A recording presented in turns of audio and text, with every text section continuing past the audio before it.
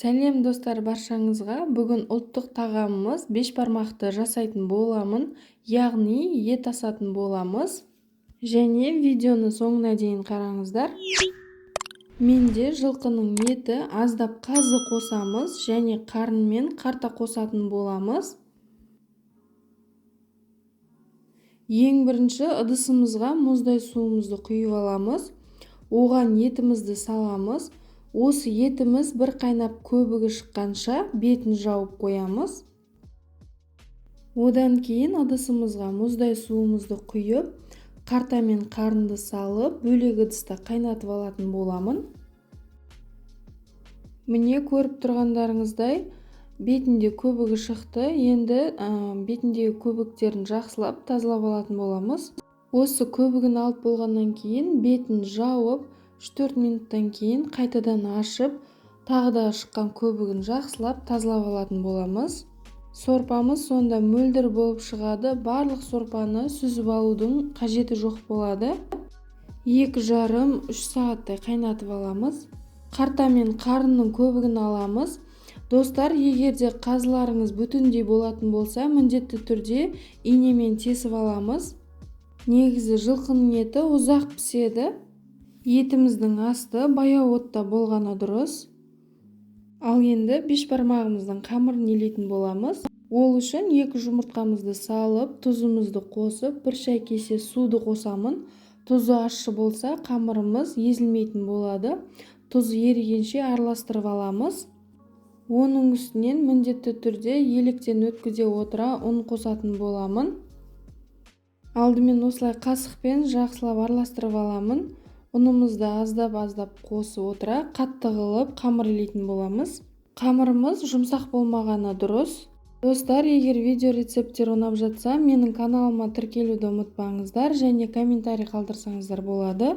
Илеп алған қамырымызды 10-15 минутқа бетін жауып қоятын боламыз. Одан кейін 2-ге бөліп, тағы бір қайтара зуала жасап қойсақ болады. Тұздығымызды дайындап алатын боламыз. Ол үшін пиязымызды турап алып, аздап аскөк қостым мен. Қайнап тұрған сорпамыздың майлы жерінен сүзіп алып, аздап тұздық дайындайтын боламыз. Ол үшін жаңағы туралған пияз бен аскөгімізді қосып, жақсылап қайнатып алатын боламыз. Қамырымызды 2 қайтара илеп алып, 2 зуалаға бөліп алдым. Эластичный, өте әдемі мінсіз қамыр болып шықты. Жайғанда да оңай жайылатын болады. Қамырды жайғанда бас жағында көбірек ұн сеуіп аламыз. Көріп тұрғандарыңыздай қолымның көмегімен аздап қамырымызды үлкейтіп алдым. Енді оқтаудың көмегімен қамырды жайып алатын боламыз.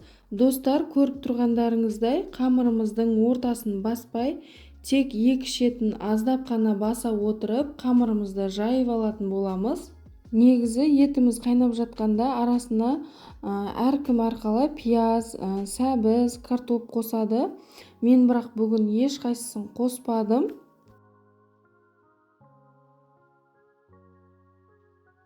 Және етіміз қайнап жатқанда тұз қоссаңыздарды болады. Менің етім өте тұзды болғандықтан тұзды қоспадым.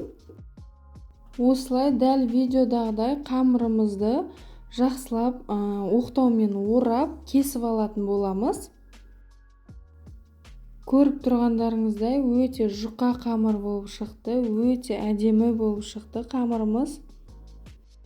Етіміз пісіп шықты, етімізді сүзіп алатын боламыз. Міне пісіп шыққан қарын мен қартамызды сүзіп алатын боламыз.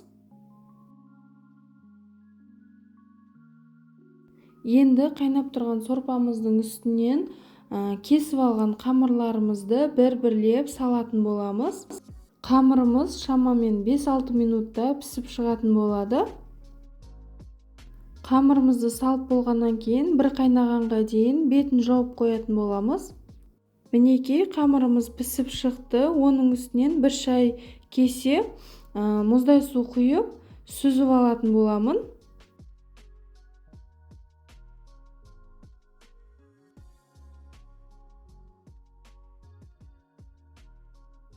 Мінекей қамырымызды салып алдық. Үстінен тұздығымызды құйып еттерімізді салатын боламыз. Екінші зуала қамырымызды да дәл осылай жайып пісіріп алатын боламыз. Бұл тағамды әр өңірде әртүрлі жасайды. Сіздерге ұнады деген ойдамын. Сіздер де осылай жасап, отбасыларыңызды қуанта беріңіздер. Және менің каналыма тіркелуді ұмытпаңыздар. Комментарий қалдырсаңыздар да болады. Сіздермен бірге сымбат.